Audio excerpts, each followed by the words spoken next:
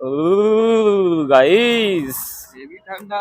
বুঝতেই তো পারছো সন্ধ্যাবেলা বেরিয়েছি দুই ভাই। ছেলে মানে কি জানো তো, 5 টাকার চা খেতে যাওয়া, 50 টাকার তেল পুড়িয়ে, আর সঙ্গে দার্জিলিং রোড। আর এই ও রাস্তা, সেই সেই সেই ফিলিং। কারণ আমরা এখন দার্জিলিং রোড দিয়ে যাচ্ছি, ইয়া, কাঁপতে কাঁপতে ঠান্ডায়। না বন্ধু, এটা ভুল কথা। এটা আছি আমরা ওএনজিসি, নেপালগঞ্জ নতুনহাট রোড। রাস্তা দেখলেই তোমরা বুঝতে পারবে।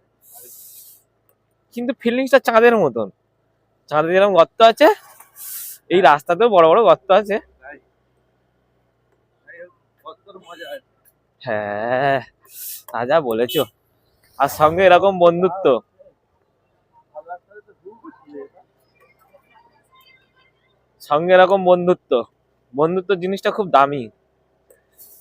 এত কাজের মধ্যেও এইটুখানি সময় বের করা আমাদের কাছে খুব চাপের। তবুও দেখো গাইস, আমরা বেরিয়ে পড়েছি। এই রাস্তাটা খুব চেনা সবারই, জানি, তবুও আমরা নতুন করে আবার সবার কাছে তুলে ধরছি নতুন ভিডিও করে।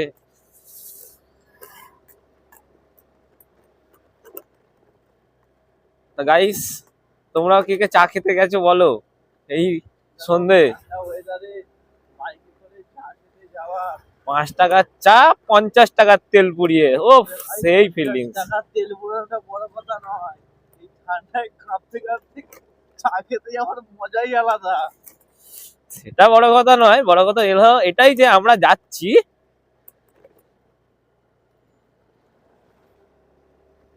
ও গাইস, সেই ধুলো, সেই রাস্তা জ্বলছে। অপেক্ষা করে আছি যে কখন ভালো রাস্তাটা আসবে।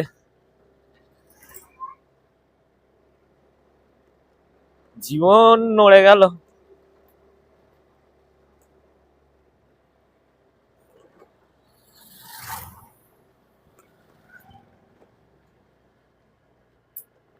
চেনা চেনা পথ, সাথে বন্ধুর হাত। ও কি গান বানিয়ে ফেললাম। গাইস, অটোটাকে চিনতে পারছো? নেপালগঞ্জ থেকে আমাদের সাথেই আসছে, এই একমাত্র ভরসা। না হলে টোটোই আমাদের সারথি এই রাস্তার। ওহো, কাগজ ছোট্ট করে সাইড দেবে গো, কি সুন্দর সাইড দিয়েছে, চলে যাই। হু,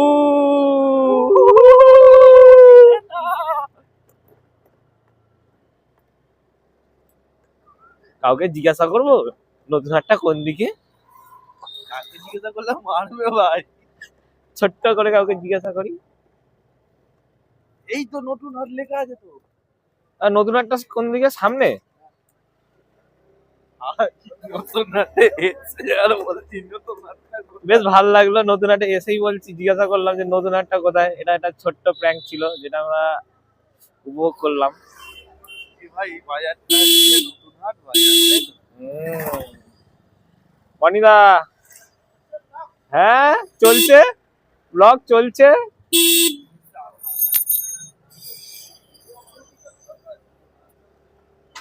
বনিদাও বুঝে গেল যে আমরা ব্লগ করতে বেরিয়েছি।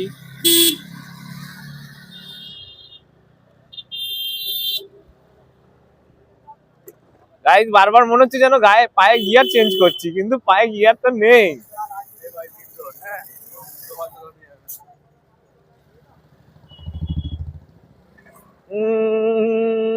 ঝিক ঝিক ঝিক।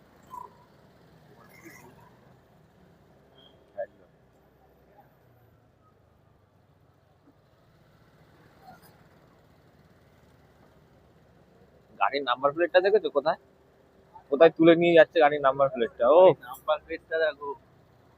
সেরা সেরা, গাড়ির নাম্বার প্লেটটা উপরে উঠে গেছে। এর একটা গ্যাং।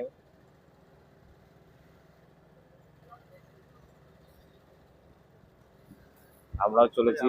ওদের সাথে যাচ্ছি, না, আমরা আগে যাই কথা। এই পথ যদি না শেষ হয় তবে কেমন হতো তুমি বলো তো, না না তুমি বলো। আমরা ছোট মানুষ তো, আস্তে আস্তে যাই। টুকটুক করে, বেশি হুটোপাটা করি না তো।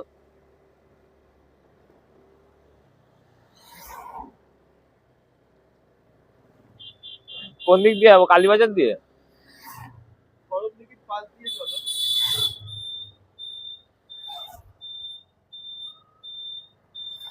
এই রাস্তাটা মোটামুটি অনেক বন্ধুদের চেনা পরিচিত জায়গা। খুব নাম করা একটা জায়গা, সরল দিঘি রাজবাড়ি। এইখানেই আগে ছিল রাজরাজাদের বাড়ি।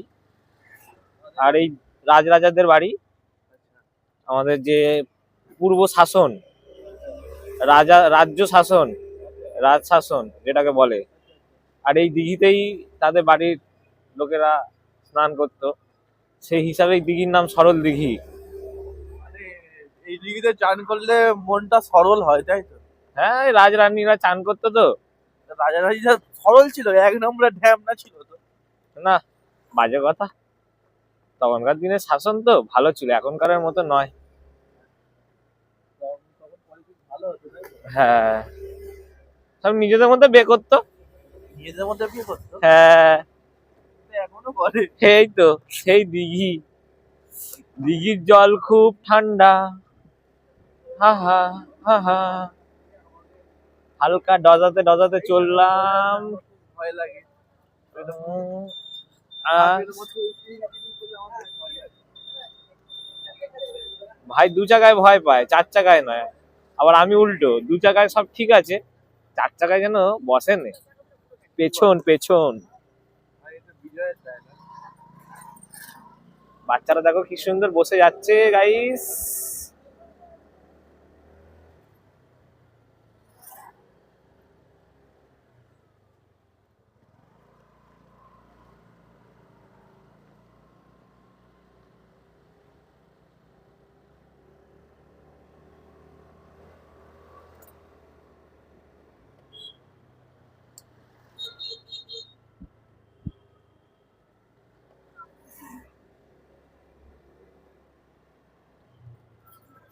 সালা ডিপার তো মাথায় উঠে যাচ্ছে। হ্যাঁ, ডিপারটা হেভি জোর। ও বাবা, এ তো গুহা। বিনা পয়সায় পাউডার, কে মাগবি মাগ না।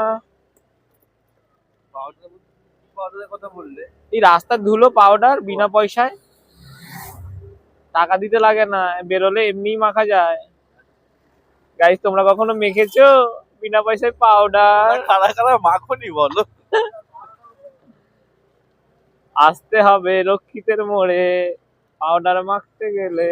তারপর লক্ষ্মীদের মনে পাউডার মেখে বিরিয়ানি খেয়ে বাড়ি যাবে। হ্যাঁ, কি বিরিয়ানি? মনে নেই, ভুলে গেছি। এইগুলো ঠিক নয়। বিরিয়ানি দোকানটা একটু ভিজিট করে নাও। না গাইস, কাছাকাছি অনেকগুলোই বিরিয়ানির দোকান আছে, কিন্তু এটা না, এইটাও না।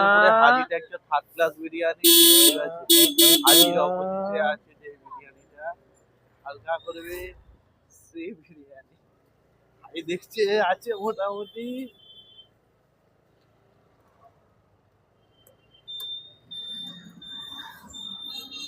ছোটবেলায় গাইস একটা ঘটনা শেয়ার করা যাক। এখানে পরীক্ষা দিতে আসতাম, এক্সাম। হ্যাঁ তখন এক্সাম দিতে এসে ভেবেছিলাম শহর কলকাতায় চলে ভাই, এসেছি। এখানে আমার একটা এক্সপোর্ট তো, আচ্ছা নাম বলার দরকার নেই। আচ্ছা।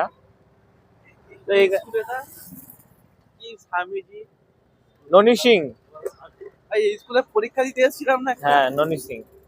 এইচএস পরীক্ষা দিতে গেছি, হ্যাঁ, তখন এখানে আসা মানে আমাদের কাছে বিরাট একটা ব্যাপার। আমরা অনেক দূর চলে এসেছি, অনেক দূর, শহর কলকাতায় চলে এসেছি। এইরকম একটা ব্যাপার, তাই তো? হ্যাঁ, সামনে বোরালস বয়েজ স্কুল, তো ওই স্কুলে আমরা মাধ্যমিক দিতে আসতাম। আর এই রাস্তায় টুকটাক তখন বাস চলতো। তা সেই ফিলিংসটা আজও আর বোঝানো যাবে না। দিনগুলো চলে গেছে। রাস্তা পার হতে গেলে 10 মিনিট ভাবতাম যে রাস্তাটা কিভাবে পার হব। বা কাউকে বলতাম আঙ্কেল একটু রাস্তাটা পার হয়ে যেতাম। এক্সাম না দিয়ে সারাদিন গাড়ি দেখতাম রাস্তায় দাঁড়িয়ে। এইটা বোধহয় সুপার বাইক।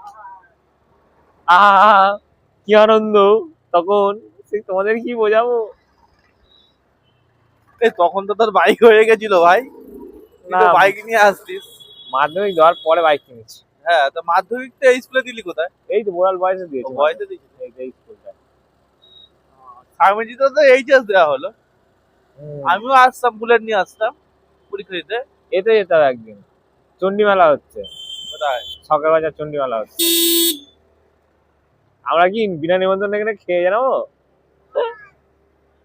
ভাই দেশ ভালো আছে, বিনা নিমন্ত্রণে খাওয়া যেতেই পারে।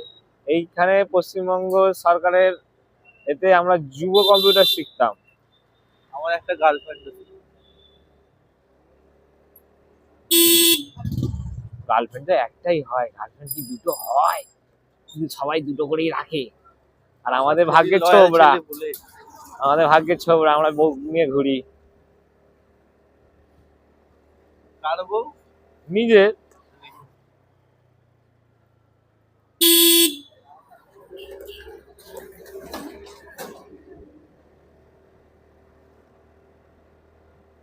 জাগে জাগে রহতে তে খোয়ে খোয়ে রহতে, আগে সেই লাগছে সেই। ভাইয়ের মজা যারা বাড়িতে বসে ঘুমাচ্ছে তারা বুঝবে না, তাই তো? হ্যাঁ,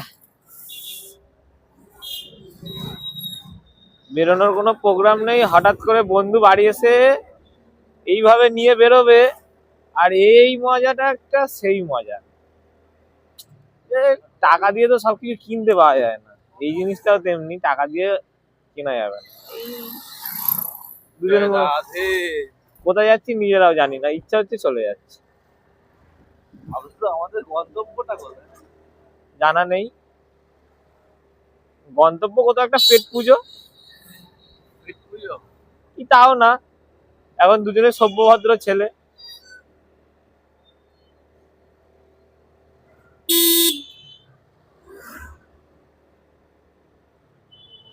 তো এই একটা হচ্ছে, এখানেই খাবো, বেশ ভালো হচ্ছে।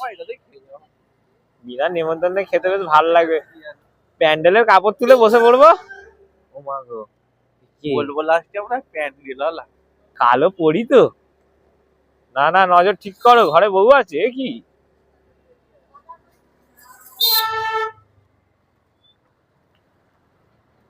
গাইস, আমাদের ব্লগটা কিন্তু অনেক বড় হয়ে যাচ্ছে।